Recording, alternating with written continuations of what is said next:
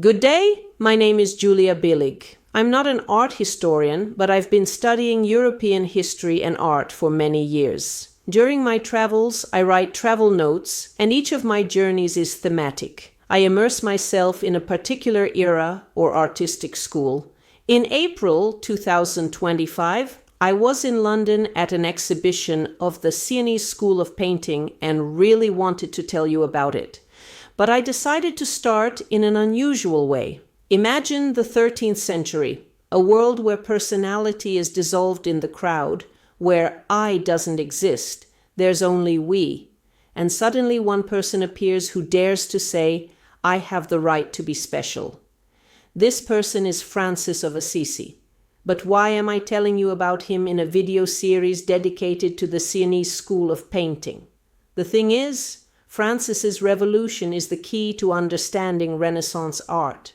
First, he invented personality, and then Renaissance artists learned to depict this personality. This is the first video in a cycle about Sienese painting. In the following episodes, we'll see how Francis's ideas were embodied in masterpieces by Duccio, Simone Martini, and other masters. Like this video if this topic interests you, subscribe to the channel and share with friends. An exciting journey awaits us from the Franciscan cell to museum halls. So, 13th century Assisi. Let's begin. What do the iPhone, the Declaration of Human Rights, and Conversations with Birds have in common? What connects Steve Jobs, Martin Luther, and a medieval monk? What links your right to choose a profession with 13th century religious ecstasy? Let's try to figure it out. It all began with one young Italian who, in 1206, performed an act that forever changed the trajectory of Western civilization. And now a question for you. When was the last time you made a decision based solely on your own inner conviction, ignoring the opinions of family, friends, or society? Think about it, because you have the right to such a choice, and it appeared thanks to the person we're going to talk about today. It all started with Francis of Assisi.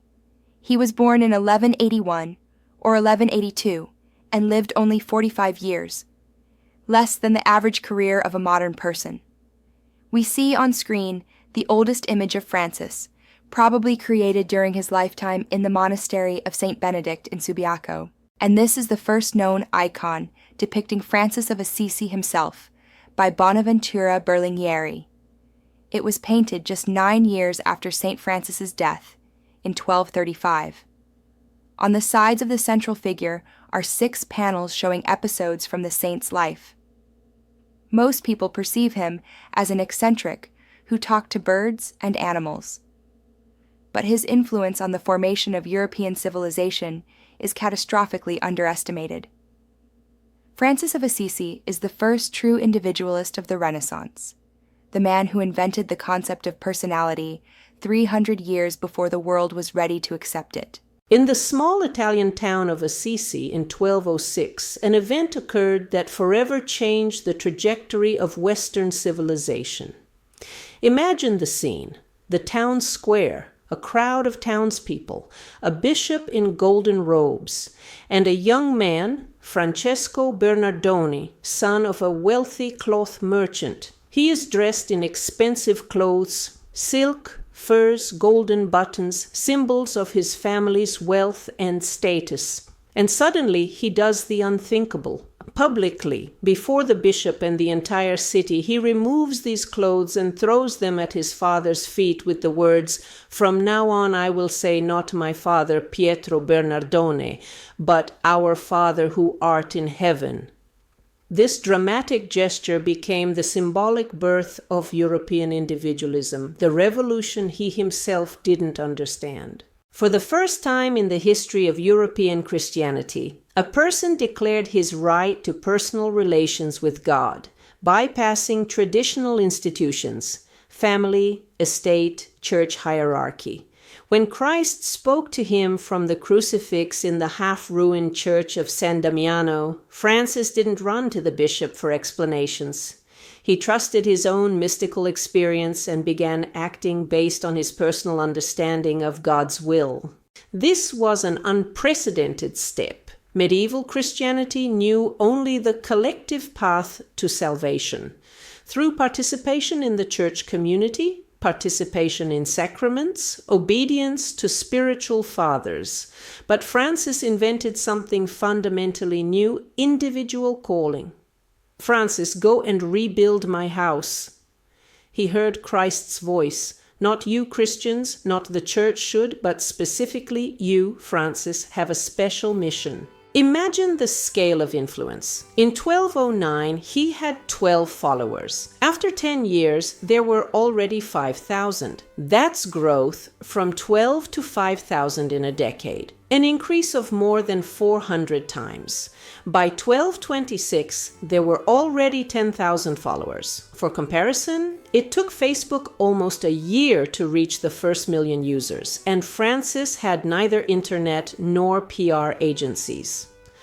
By 1300, the Franciscan order had spread throughout Europe and numbered tens of thousands of followers. September 14th, 1224, on Mount Alverna, something unprecedented happened. On the body of 42-year-old Francis appeared bleeding wounds, exact copies of the wounds of the crucified Christ.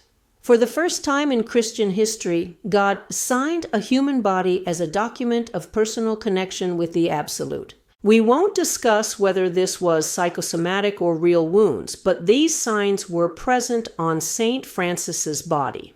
This was physical proof that the individual path to God is real. This idea of personal responsibility before God proved revolutionary. Francis created his own rule, invented a new way of life, wrote personal poetry as a form of prayer. His Canticle of the Sun is not just a religious hymn. It's a manifesto of individual creativity in dialogue with the Creator. From Francis stretched an invisible thread to the great upheavals of European history. His followers, the mystics of the 14th to 15th centuries, developed the idea of inner life as a path to God. Thomas à Kempis, in The Imitation of Christ, called for personal communion with Christ. The Devotio Moderna movement in the Netherlands preached individual study of Scripture. All this prepared the ground for the 16th century Reformation. When Martin Luther proclaimed the principle of faith alone, Scripture alone, he merely brought the Franciscan Revolution to its logical conclusion. If everyone can personally commune with God, then everyone can read and interpret the Bible themselves. If everyone has an individual calling from God, then everyone bears personal responsibility for their salvation. The Protestant idea of universal priesthood is a direct legacy of the Franciscan breakthrough. But Francis's influence extended far beyond religion. His right of conscience transformed into the idea of freedom of religion. His individual creativity inspired Dante to create the Divine Comedy, the first great first-person poem in European literature. His personal responsibility before God through the centuries transformed into the concept of human rights. Francis wanted to return to the origins of Christianity, to the simplicity of Christ and the apostles. But paradoxically, he created something fundamentally new, the model of autonomous personality. His formula, "I am personally before Christ," became the matrix for all subsequent European revolutions of consciousness. Descartes, with his "I think, therefore I am," Kant with the call, "Have courage to use your own reason." Even the Declaration of Human Rights. All this is distant echoes of the 13th century Franciscan breakthrough. Francis radically changed medieval perception of the world. His Canticle of Brother Sun, for the first time in Christian tradition, presented nature not as a source of temptations and enemy, but as sister and brother. This new attitude toward the material world prepared the ground for Renaissance interest in observing nature and scientific knowledge. He made Christ more human and accessible. He created the first Christmas nativity scene, emphasizing the human side of the divine. This movement toward humanizing religion paved the way for Renaissance humanism. And here begins the transition to Renaissance art. Look at these two frescoes, both 14th century, but these are completely different worlds. Left, Giotto di Bondone in Assisi. Volume, naturalness, landscape background, and attempts at perspective, humanity, and narrative. Right, the resurrection of Lazarus, icon from St. Sophia Cathedral in Novgorod, created by a Byzantine master. Here we see flatness, conventional gestures, golden background, and symbolism. Byzantine art was like a comic with technical specifications, every detail strictly regulated by church canons. This was instruction art, while Franciscanism transformed art into a reality show, living people in real situations, genuine emotions, recognizable faces. Paradoxically, Franciscan mysticism led to greater realism in painting.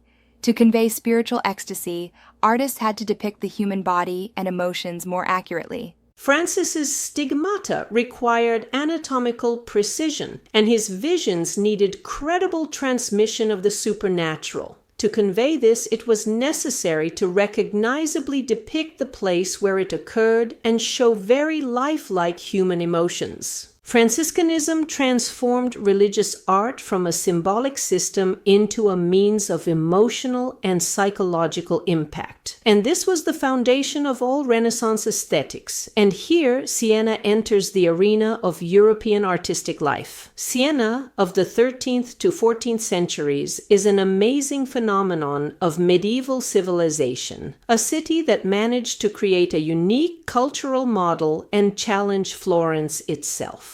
The Sienese school of painting will be the subject of my new video. But now we return to St. Francis. We're not finished yet. Today we live in a world that Francis of Assisi created. Everyone has the right to personal relations with truth. Everyone can be a startup founder of their own life. Everyone bears personal responsibility for their choice. When Steve Jobs said, "Think different," when entrepreneurs talk about personal mission, when psychologists call to find your path, all this is echoes of the 13th century Franciscan Revolution.